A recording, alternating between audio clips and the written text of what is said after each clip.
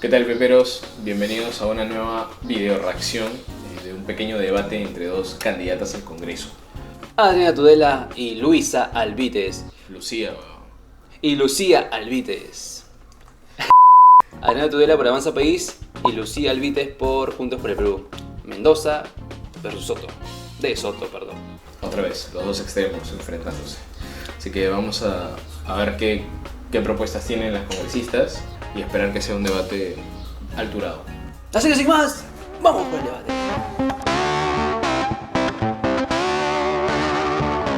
Les doy la bienvenida. ¿Quién va a empezar, por favor? Gracias por la invitación. Les agradezco mucho. Bienvenidas a las dos. ¿Quién empieza?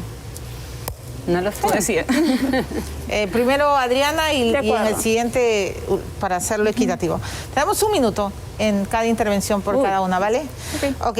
La primera pregunta es, por las recientes denuncias, y les quiero preguntar lo mismo a ambas. ¿Qué piensan de los candidatos de sus partidos que tienen serias denuncias y hasta sentencias? Por ejemplo, en el caso de Avanza País tenemos a Óscar Paz, que en su lista por Lambayeque tiene 2 sentencias por lesiones y estafas, y para el Parlamento andino incluyeron a Ciro Feria con fallos por robo y lesiones agravadas. ¿Qué pasó? ¿No filtraron bien?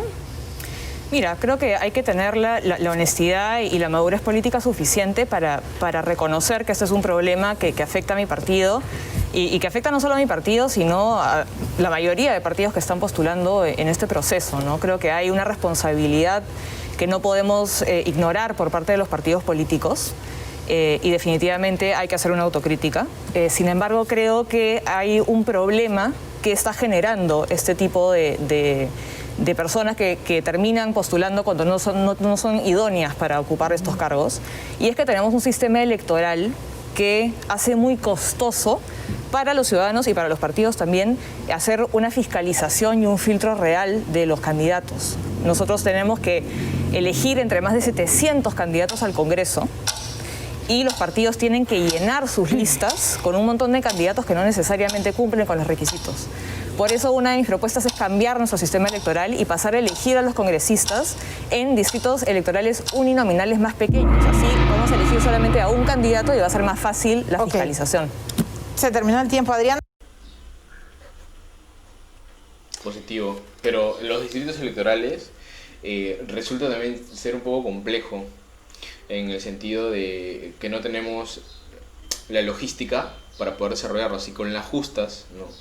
Terminamos haciendo una buena elección. Me parece que aplicar un distrito electoral no podría hacerse de aquí a 5 años, me parece que sería un poco más complejo. Pero la idea es positiva, ¿no? Pero la idea de reducir candidatos del Congreso sí es positiva, porque son muchos y y los partidos también dependen de la cantidad para poder para poder entrar. Entonces a veces ya pues solamente con el hecho de que ya hay que llegar ponen a los que estén por ahí, ¿no? Ya no hacen un buen filtro para que entren gente decente, por así decirlo, ¿no? Y bueno, eso me parece que juega también. A ver, en el caso de estos candidatos, esto le afecta netamente al partido, ¿no? Porque obviamente ahora la gente va a saber que este candidato pues no es idóneo, o sea, es uno más del montón. Entonces la gente no va a votar no solamente por el candidato, sino por el partido, ¿no? Ya ven mal a todo el partido en conjunto. Ahora, me parece que eso también tiene que ver con las bases del partido, ¿no? Hasta cuánto pueden aceptar. Y también pues me parece que tiene que ver con la gente con la que se rodea ese partido, ¿no? O sea, habría que existir un análisis más profundo y evitar ese tipo de problemas. Me parece que es más responsabilidad del partido político, en este caso Avanza País. Es responsabilidad del partido, ¿no? Por el hecho de que como están las reglas ahora, hay que adecuarse. Entonces, tendrían que ver la forma de cómo fiscalizar eso, ¿no? Y aparte, tienen que ser más minuciosos después del problema que hemos tenido, ¿no? De señalar que el Congreso no nos representa y esto. Claro, tienen que ser más minuciosos en esas cosas, ¿no? Tener buenos candidatos. Si manchan sus candidaturas de algún congresista ya con todo lo que ha pasado, sería muy mal visto para el partido. Y ya pensarían que todo el partido es malo, ¿no? Bueno, vamos a ver qué dice Lucía Alvídez. La misma pregunta para Lucía Alvídez. ¿Qué opina usted de los candidatos de su partido con denuncias y sentencias? En el caso de Juntos por el Perú Tenemos, por ejemplo, como candidato a Tacna al etnocacerista César Copa. Él ha cumplido 15 años de cárcel por su participación en el Andahuaylazo. En el 2005 se le acusó de rebelión, secuestro y sustracción. Sí, bueno, primero decir que Juntos por el Perú es la expresión de diferentes organizaciones, partidos y plataformas sociales y políticas, y que las y los candidatos han sido elegidos mediante elecciones primarias, ¿no? Y muchas veces el filtro no ha pasado como debería haber pasado. Sin embargo, sí tenemos en claro que nuestra propuesta programática como Juntos por el Perú es una propuesta de derechos humanos, es una propuesta de paz, que de ninguna forma condice con la violencia, y en ese sentido no. Tienen a un etnocacerista. No pueden decir que su propuesta es la paz y la... O sea, no, pues, o sea, estuvo dentro del Andahuaylazo, que fue un intento de golpe de Estado. Golpe de Estado. No hay cabida, ¿no?, para la violencia dentro de Juntos por el Perú, ¿no? Entonces, o sea, sí, ustedes no defienden las azonadas, los asaltos. no defendemos la violencia estructural en el país, la violencia delincuencial, la violencia que trae la corrupción, la violencia que trae la vulneración de derechos. Por supuesto que no la defendemos, ¿no? Nuestra propuesta justamente tiene que ver con igualdad, con justicia y con paz. Ok, muy bien. Tienes 4 segundos más, se terminó el tiempo. La segunda pregunta. Ahora empieza Lucía. Toda la vida milagro. Bueno, primero decir que la moderadora es un poco chistosa. Bueno, habló de lo que siempre habla su partido, de la igualdad, de la vulneración de derechos, que quieren ser más estatistas, quieren reprimir un poco la libertad de la privatización. Y bueno, solamente dijo que van a hacer un mejor filtro y que nada más, no dijeron por qué ha pasado ni cómo podrían solucionarlo. Así que seguir viendo. Segunda ronda. En reiteradas ocasiones y eventos públicos, Qué piola esos zapatos, Oh, de verdad, ¿no? tan raros. Verónica Mendoza ha hablado de la urgencia de una segunda reforma agraria. ¿Por qué? ¿Por qué? Porque creo que ya lo hemos visto y tenemos la respuesta todos los peruanos y peruanas, porque lamentablemente la agricultura, que emplea millones de personas, que genera millones de puestos de trabajo, está abandonada. Una agricultura que no tiene el apoyo del Estado a nivel de presupuesto, a nivel de acompañamiento técnico que debería de tener, y que lamentablemente es un sector donde se han venido violando los derechos laborales. Hemos visto a los trabajadores de la agroexportación cómo han estado protestando justamente para tener un trabajo digno. Entonces necesitamos un segundo momento, una segunda reforma agraria, donde el Estado pueda tener una estrategia nacional, pueda haber un gabinete agrario donde se dote de presupuesto a este sector de acompañamiento técnico y donde se garantice además el trabajo digno de los campesinos, las campesinas y los agricultores en nuestro país. La agricultura familiar, además, que es uno de los sectores que genera mayor alimentación en nuestras mesas. El 75% de la alimentación que llega a los hogares de los peruanos y peruanas es por la agricultura familiar, que además emplea a más de 2 millones de personas y sin embargo no cuenta con ningún acompañamiento, con ningún presupuesto que de verdad ayude a potenciar este sector. Por eso planteamos una segunda reforma agraria. Bueno, muy bien. También ya terminó. Bueno, y la señora creo que no ve historia. La última reforma agraria que tuvimos tuvo una conclusión pésima. Prácticamente le robaron hectáreas o terrenos a empresarios y luego se la dieron a agricultores. Pero ¿qué pasó? Que estos agricultores no tenían el conocimiento ni la capacidad para poder gestionar estas tierras. Entonces muchos la comenzaron a trabajar, pero no crecían económicamente y al final todo se fue abajo. Fue un caos ese tiempo. ¿Tú qué dices, señor Luis? Bueno, sí, a ver, una segunda reforma agraria sería prudente en la medida en la que se pueda respetar la autonomía de las actividades, de las responsabilidades. El dueño de una planta, de una chacra, tiene la responsabilidad obviamente de que pues, los productos sean exportados, sean bien hechos y pueda dar trabajo. Y la responsabilidad del trabajador es cumplir con su horario, ¿no? Con todas sus responsabilidades. Me parece que voltear la cosa nuevamente, como se hizo en el gobierno de Velasco, sería contraproducente en una situación en la que estamos viviendo. Sí. ¿Sabes? Es el tema aquí también que, por ejemplo, hay países donde la reforma ha salido positiva, ¿no? Como es Bolivia, que aún creo que la siguen rigiendo los mismos agricultores, las mismas comisiones que se crearon a partir de alguna reforma, de esa reforma. Pero fue ¿por qué? Porque las comisiones que se crearon fueron buenas. O sea, no, la corrupción no los atrapó en el camino.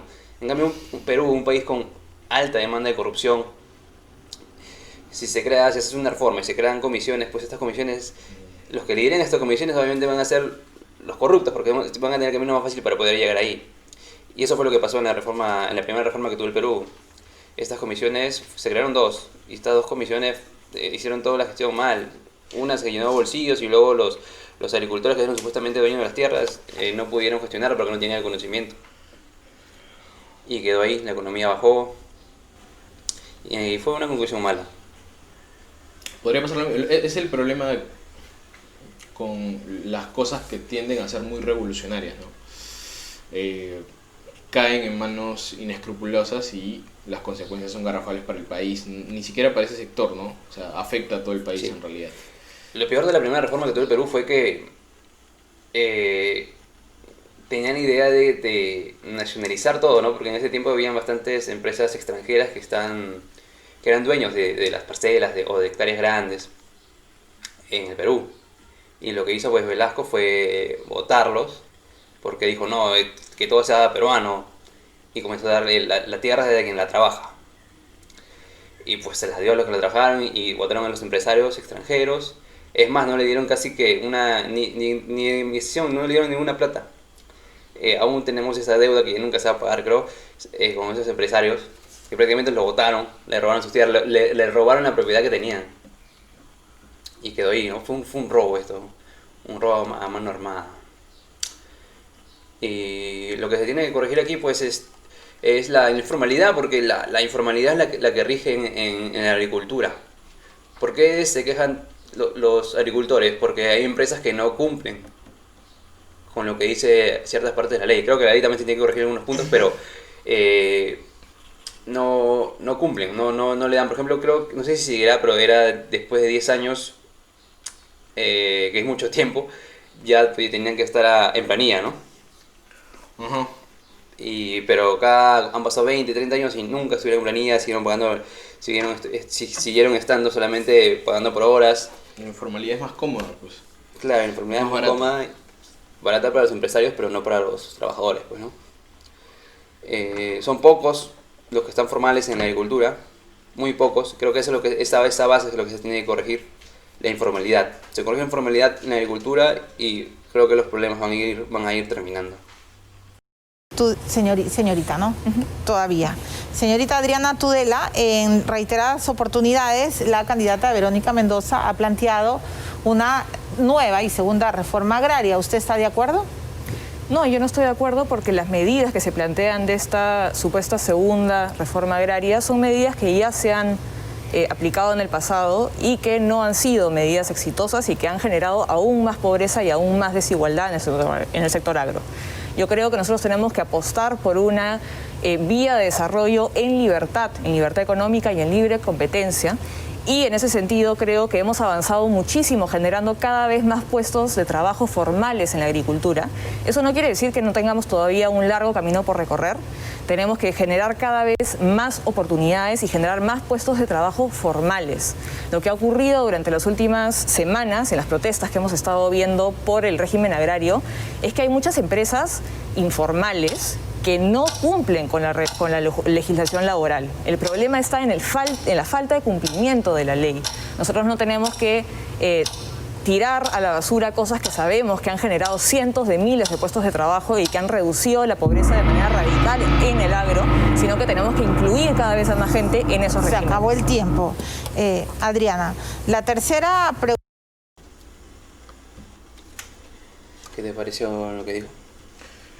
Bueno, tiene es de derecha, pues no, obvio, entonces va a estar en contra de lo que dice la izquierda, es obvio, pero dentro de la sensatez me parece que se podría llegar a un acuerdo, o sea, en esa medida, en el tema del agro, yo entiendo que los de izquierda conocen y son conscientes del desastre que pasó en el gobierno de Velasco y obviamente no lo van a querer repetir, ¿no? Eso es obvio. Las medidas de una nueva reforma tendrían que ser totalmente distintas.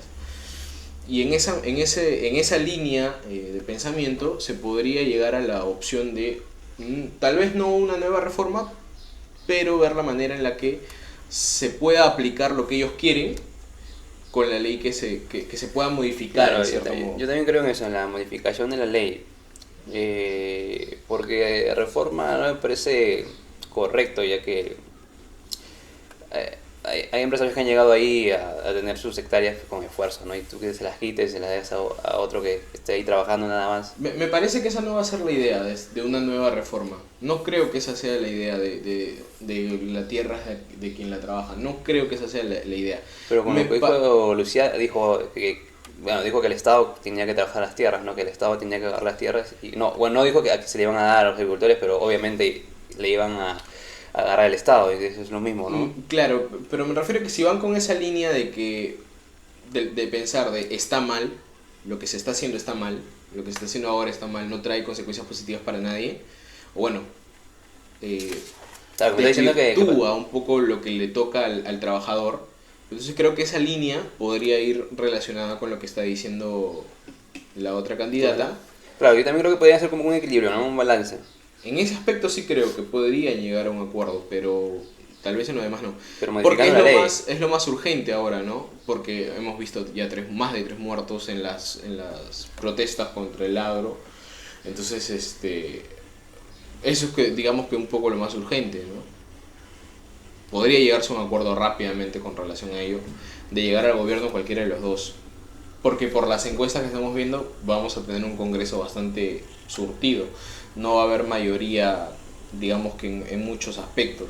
No va a ser como la elección pasada, que Keiko tuvo la mayoría en el Congreso y se complicó un poco la cosa, ni tampoco en el último Congreso que Acción Popular se llevó la mayoría del Congreso y un poco que tergiversó algunas cosas, pero este nuevo Congreso me parece que va a ser bastante poblado de distintos partidos políticos y eso va a llegar a una mejora en el diálogo y en la concertación. Sí, pues en el equilibrio está la solución.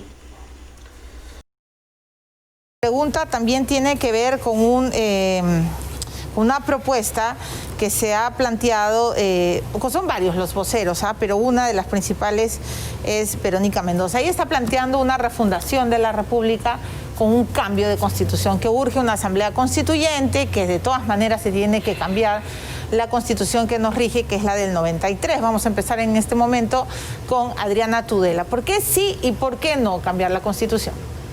Mira, yo considero que los cambios son positivos, no hay que ponerse a los cambios, pero yo no estoy dispuesta a tirar a la basura 20 años de progreso. La Constitución del 93 es una constitución que nos ha dado el marco necesario para crecer sin precedente en nuestra historia. Más de 6 millones de peruanos han salido de la pobreza y más de 2 millones de peruanos han dejado atrás la pobreza extrema. Esto no quiere decir que nuestra Constitución sea perfecta. Todavía hay mucho por mejorar y hay un largo camino por recorrer. Sin embargo, no tiene sentido botar a la basura cosas tan buenas solamente porque hay algunas cosas malas que cambiar.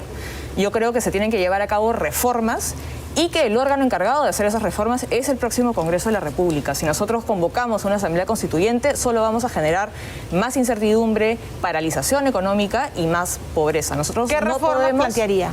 ¿Perdón? ¿Qué reformas plantearía? Creo que hay muchas reformas. Yo creo que podemos empezar por las reformas políticas, ¿no? Deberíamos volver a la bicameralidad, deberíamos definir mejor cuáles son exactamente las funciones del Ejecutivo, cuáles son las funciones del Legislativo para evitar estos conflictos constantes. Y como esas hay muchas otras reformas. Muy bien. La misma pregunta. Volver a la bicameralidad. A ver. Claro, que dijo de no pasar a la Asamblea Constituyente, yo también estoy de acuerdo, no estamos en una crisis ahora, Miren, solucionándola, y no creo que sea meter a otro caos que sea todo ese proceso de cambio de una constitución. con respecto al cambio de una constitución, me parece que, a ver, lo más cercano que hemos tenido ha sido Chile ahora último, ¿no? Que por... Sí, Chile está en ese proceso. Está en el proceso de un cambio de constitución, pero Chile no está cambiando la constitución porque algo de la constitución esté mal. Lo está haciendo porque no le gusta el nombre de la persona que hizo esa constitución, que fue Pinochet. Entonces, lo mismo quiere pasar es aquí. obvio, ¿no? O sea, es obvio, no vas a querer a un genocida como líder de tu nueva constitución, o de tu constitución que te rige. Quieres cambiar de persona. Ahora, no es que tampoco estén de acuerdo con Piñera, pero digamos que de Piñera a Pinochet, o sea, hay una gran diferencia. Me parece que va por ese lado el tema de la constitución de Chile, porque su crecimiento de Chile ha sido formidable, es una de las potencias en Latinoamérica. Es un país muy bien visto por el extranjero, en donde la formalidad es bandera de Chile, no hay informales en Chile, hay propiedades. Claro, y todo el mundo con lo que dices, ese crecimiento que ha tenido Chile ha sido con la constitución que ha tenido hasta el día de hoy. Claro. No ha tenido problemas. O sea, Chile, yo he tenido el placer de ir a Chile y Chile es una ciudad muy ordenada. No hay informalidad en las calles. Entonces, me parece que el tema de la constitución en Chile no es tanto por el marco teórico de la constitución, sino más por quienes hicieron y fomentaron esa constitución. Me parece que los cambios en esa constitución no van a ser muy grandes, ni muy fuertes, ni muy extraordinarios. Me supongo o sea, ¿tú crees que solamente van a cambiar cosas. el nombre y tal cual otras cosas? Me refiero, claro, cambiarán un poco el año obviamente de la constitución, pero me algunas refiero cositas que por ahí. algunos puntos tal vez en los cuales no estoy de acuerdo. Por ahí se mencionó un tema de injusticia social en Chile, pero no me parece que es algo tan viable dentro de lo normal, porque en Chile pues no hay tanta pobreza, entonces no es que sea tanto la bandera de la injusticia social. Caso contrario pasa en Perú, ¿no? Acá en Perú vemos un porcentaje de pobreza extrema y de pobreza muy amplia, ¿no? No se ha visto resultados con respecto al tema de una justicia social, por más que se hayan hecho programas para poder resanar esto. Somos el país más corrupto, nuestros últimos 4 presidentes están presos y uno se suicidó porque no quería ir preso. E inclusive los candidatos presidenciales también tienen problemas por el tema de corrupción. Ahora, no digo que esto se deba a la Constitución, pero hay algunos vacíos, ¿no?, que permiten justamente este tipo de problemas. Claro, hay algunos vacíos y contradicciones en la Constitución que no se entienden, o tal vez se permita hacer lo que no se debe, y es por eso que existe toda esta corrupción, toda esta informalidad que tenemos. También está el tema de, la usurpación de funciones que a veces ha pasado, ¿no? Que, bueno, lo hemos visto en el Congreso y ahora más que nunca con las leyes que ha aprobado el Congreso, que a veces pues son observadas por el Ejecutivo porque dice que no tenían la iniciativa para hacer esas acciones ellos, sino que lo tenía que hacer el Ejecutivo. Entonces te pones en tela de juicio porque luego dices, ¿y por qué no lo hizo el Ejecutivo y lo tenía que hacer el Congreso? Entonces, este tipo de contradicciones y problemas en materia de funciones me parece que también sería algo que debería de cambiarse. Ahora, un cambio de constitución como la que quiere hacer Chile no me parece tan descabellado, ya, porque el nombre de cambio de constitución suena fuerte, ¿no? Entonces, digamos que lo que podría hacerse es reformar, ¿no? O cambiar algunos artículos de la Constitución, indagar sobre algunos artículos de la Constitución. Entonces, en cierto modo eso también sería un cambio de Constitución, ¿no? Porque vas a cambiar algunas cosas. No totalitario. No totalitario. El cambio totalitario sí tal vez nos traería consecuencias más garrafales, ¿no?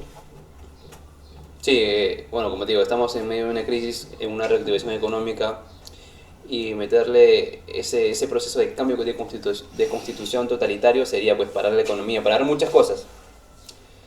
Y no estamos para eso, estamos siguiendo un camino lento de reactivación en todo el país. Y más por el tema de la pandemia, entonces sería un poco irresponsable, por lo menos ahora, ¿no? Tal vez viéndolo en algo que sea pues de acá a 10 años, dependiendo cómo reaccionamos ante este problema global, podríamos verlo. Si es que no funciona, yo creo que sí sería prudente cambiar una constitución de acá a 10 años. Claro, o sea, si haciendo las reformas que se hagan en el futuro, seguimos igual, seguimos tal cual, viendo el ecosistema en el que nos encontramos, pues puede ser que veremos qué puede pasar en ese momento. Tendremos que ver también quién gana las elecciones, ¿no? Dependiendo de eso, dependiendo de quién sea el presidente, podríamos empezar a analizar el hecho de cambiar una constitución, porque a ver, estamos más que claros que, a ver, Arana, Mendoza, no sé si Guzmán, pero por ahí de repente están a favor de un cambio de constitución. Sí, bueno, pero el cambio de constitución que ellos quieren hacer, bueno, sobre todo Mendoza y Arana, es un cambio de constitución que yo siento que va a ser muy estatista, bueno, le va a dar mucho poder al Estado, y cuando el Estado tiene mucho poder, siempre pasan cosas malas, ¿no? El Estado no puede dar tanto poder. Yo creo un Estado pequeño, pero fuerte. Varios líderes políticos, incluida por supuesto la líder de su partido, señora Alvites, Verónica Mendoza, están planteando la refundación de la República con el cambio de constitución. ¿Por qué? ¿Por qué? Porque a todas luces, ¿no?, en contraposición de lo que dice Adriana, que creo que lamentablemente vive en otro país, esta Constitución no ha funcionado. No le ha dado a los amplios sectores del país educación, salud, no ha garantizado el acceso a derechos, como por ejemplo vivienda, trabajo digno. Una Constitución además originada en un momento dictatorial, hecha por Fujimori, por Montesinos, a la medida de un momento de dictadura, de un momento donde hubiera... Es lo mismo que en Chile, solamente porque lo hizo Pinochet, y en este caso solamente porque lo hizo Fujimori. Es un tema de odios políticos, no tanto, no es el centro de lo que es la Constitución. Me parece que es más por un tema de odios políticos. Fueron miles de despedidos en un momento donde habían desaparecidos, tortura, muertes extrajudiciales, etcétera, etcétera. Necesitamos pensar que tenemos que entrar a un Perú del Bicentenario con una constitución del Bicentenario, que no sea la constitución de un partido político, que no sea la constitución de una persona, que sea la constitución de la gente. Por eso planteamos que el 11 de abril también se abra una segunda urna donde la gente decida si quiere o no cambiar la Constitución. Se trata de devolverle el poder a la gente con un momento constituyente para un nuevo pacto para todos y todas las peruanas. Muy bien. Pueden, por supuesto... Quiero decir solamente una cosa pequeña. Decir eso es peligroso porque conlleva el anarquismo, ¿ok? O sea, decirle, queremos devolverle el poder a la gente, conlleva el anarquismo y después la gente hace lo que se da la gana en la calle. Como lo hemos visto en las marchas y en todo lo demás. O sea, salen y hacen lo que se les da la gana, se enfrentan a la policía, se enfrentan a todos, no le importa nada. Y eso es permisible siempre y cuando haya una razón de ser. La hubo cuando no estaban de acuerdo, obviamente, con que Merino sea el presidente, cuando no estaban de acuerdo con el tema del agro, cuando no estaban de acuerdo con alguna reforma política. Ok, tenía que ver, era sensato. Pero esto es llamar al anarquismo sin sentido, sin razón de ser. Entonces, ¿por qué la gente no es...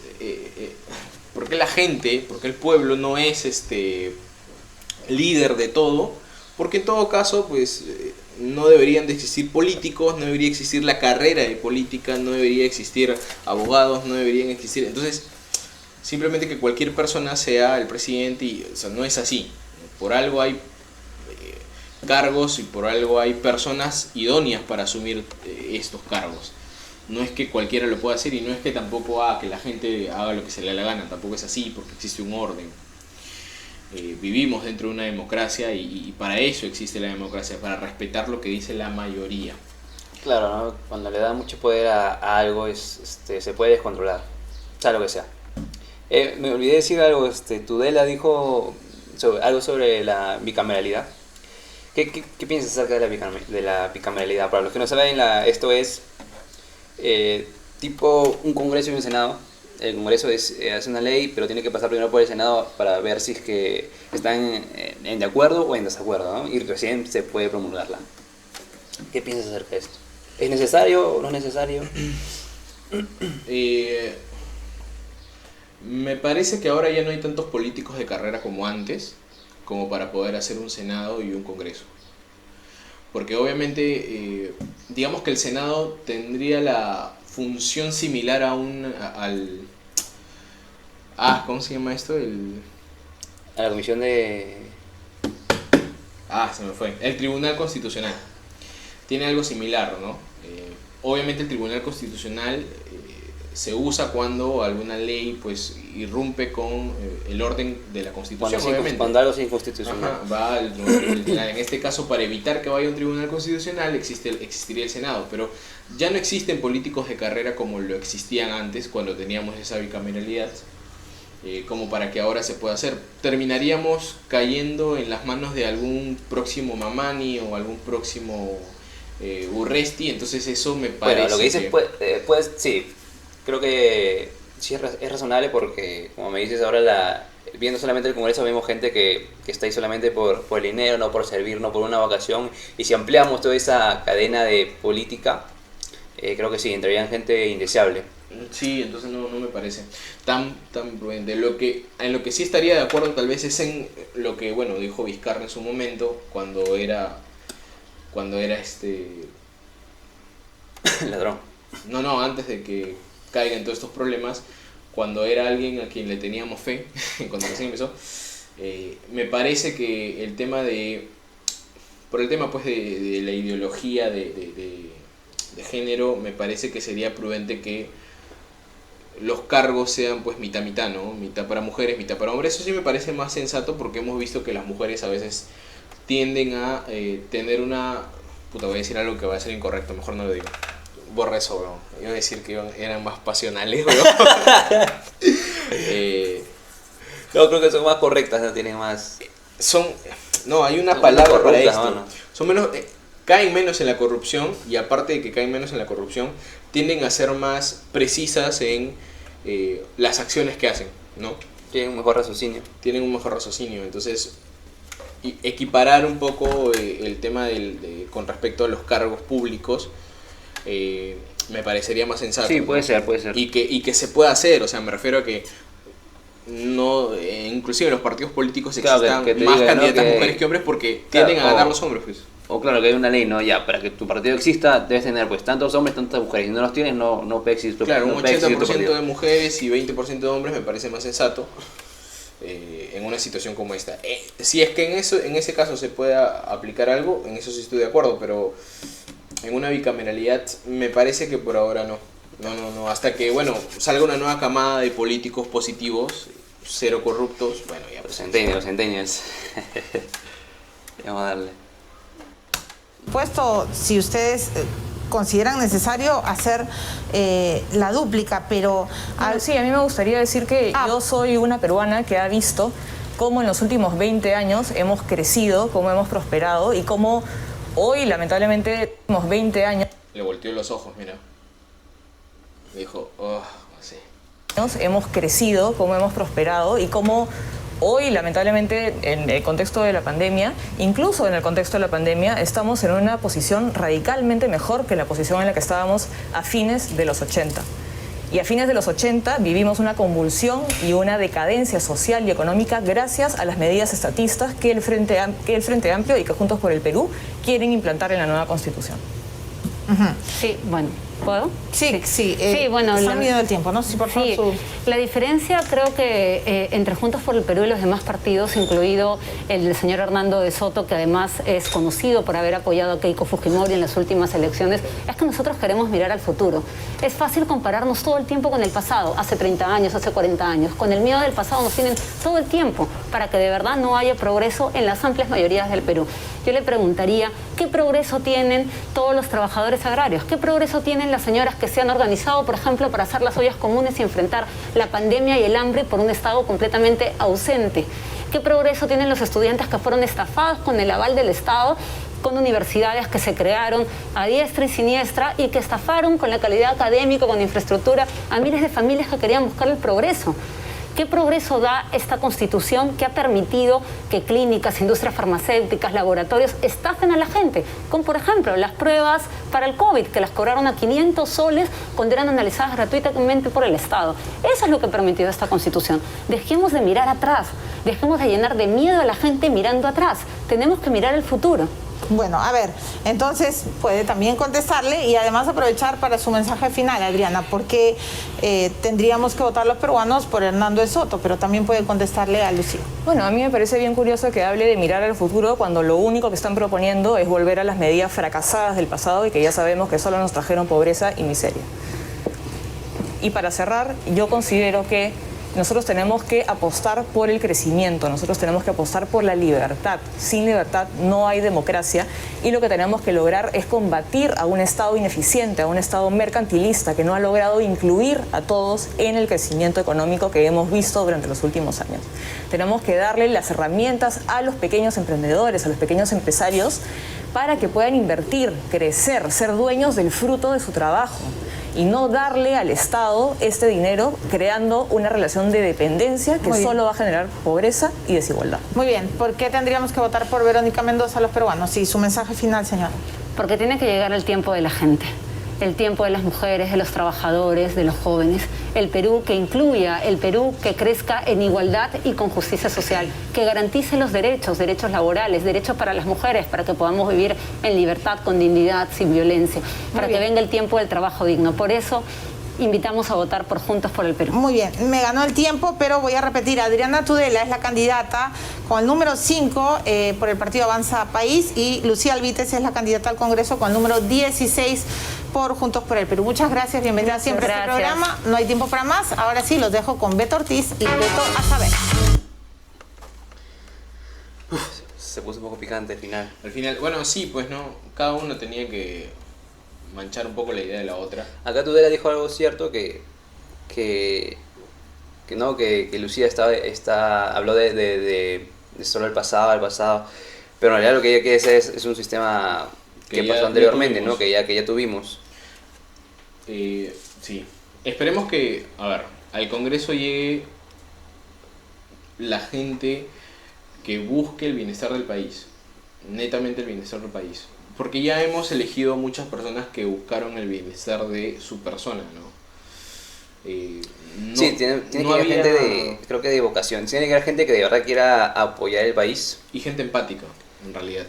Empática, sí. Bueno, lo que dijo también Lucía fue que ha pasado muchos problemas en lo que es el Estado, ya sea con las zonas más rurales del país, con estudiantes y con muchas otras cosas donde el Estado en la salud, donde el Estado tiene el control pero no lo hace bien, ¿no? Entonces ahí es algo donde se debe mejorar, o en otros casos tal vez reducir eso del Estado, porque todo lo que controla el Estado, bueno, aquí en el Perú lo hace mal, tal vez privatizar un poco en algunos ciertos puntos para que pueda ser mejor, una privatización no tan cara como siempre se considera aquí, ¿no? Tú nombras algo privado y dices, no, está muy caro, pues privatizar lo que controla el Estado pues puede ser una privatización más adecuada al bolsillo, más barata con otros privados, ¿no? Que haya más competencia en ese sentido, podría también ayudar en eso.